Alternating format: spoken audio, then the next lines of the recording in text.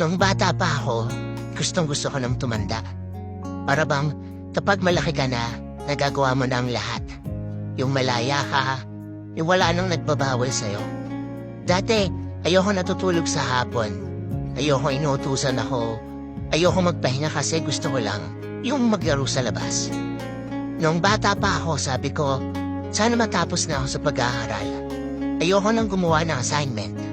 Ayoko na mag-review kapag may exam. Gusto ko na lang magtrabaho, sumakay sa jeep o sa tren, yung maglalakad ako sa may matataas na building, yung magagawa ko na yung gusto ko na walang pipigil. Pero ngayong matanda na ako, parang gusto ko na lang palang maging bata. Yung walang problema, walang iniisip, yung walang obligasyon. Yung papasok lang sa eskwelahan, tapos matutulog sa hapon para makapagpahinga. Yung kahit utusan akong bumili sa tindahan, di na ako magreklamo pa. Mahirap palang maging matanda. Sana in-enjoy ko na lang nung bata pa. Sana hindi na lang ako napadali. Hindi naman pala madali.